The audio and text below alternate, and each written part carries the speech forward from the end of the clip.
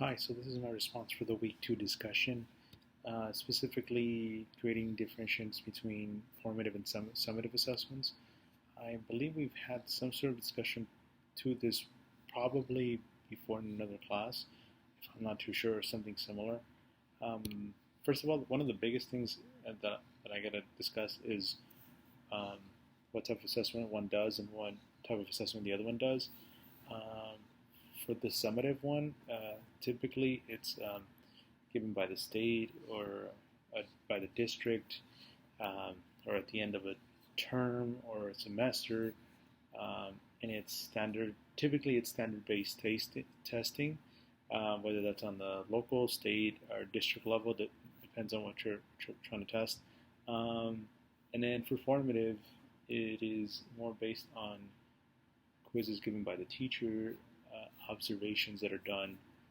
simply by observing the students in the classroom and how they approach certain subject matter or how do they approach answering certain questions in the classroom that allows them to kind of base their answer on things that they already know, things that they've discussed, notes that they've taken, anything that inherently helps them essentially support the evidence given for that answer. Another one is obviously homework and classwork, or a combination of both, kind of comparing and contrasting how they did by themselves versus how they did with the teacher. And other things you can use is probably like charts in the classroom, T-charts, Venn diagrams, that kind of just create self um, data for the classroom or for the student that allows you to, as a teacher, to know a little better about what's going on. Again, both of them are assessments. They both provide some feedback, and they both are used to determine how to assess lessons or lectures subject matter later on based on the results. Um, One thing I would say though is um, some of the issues that are found specifically more through summative is the fact that just on the kids knowing that it is for the district or for a state, a lot of the times students don't, I hate to be the bearer of bad news, but don't really care or don't really mind it, um,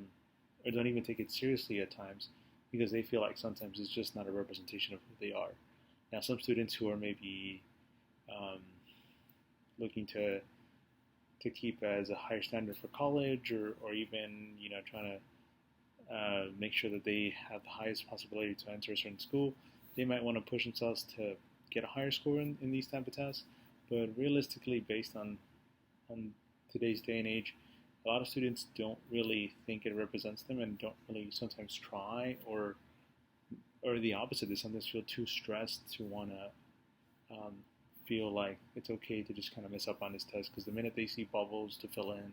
and you can't look sideways, it's a teacher observing you 24/7 and you take these type of tests, it kind of takes away from what the student knows. Another issue that I've seen from these type of summative testing or standardized testing or district testing is the very broad questions that sometimes they ask, or it's not very detailed in what they are asking of you. And so, if in a certain class, and for English, for instance, is reading a novel that focuses on a certain set of subject matter more than others, and it doesn't appear on the standard test, it doesn't really assist them as much as you would think. Um, for formative, on the other hand, you have this ability to kind of see the progressive nature of how your students do in the classroom, what they're struggling with, what they might need help with, and so on and so forth. One bias that does come though from doing the ones for your formative assessments is the fact that you might be more willing to be understanding, and not bias in a bad way. I'm essentially saying bias in the nature of you're fully understanding of how students react to testings and assessments in accordance to how you take them. Um, but once again, I've stated this before, is at least you as a teacher, the person observing, if Jimmy is taking a math test and Jimmy was able to progressively get to doing 3 steps of the equation versus 5, but he started off not knowing how to do step 1, you as a teacher know that progressively that child has met, 3 steps worth of that equation versus none at all when he started. And so standardized testing, on the other hand, it's either right or wrong typically, and doesn't take into account the progression that the child has made, and it's black and white versus a giant general gray area that students can work with and are usually in that assists students further.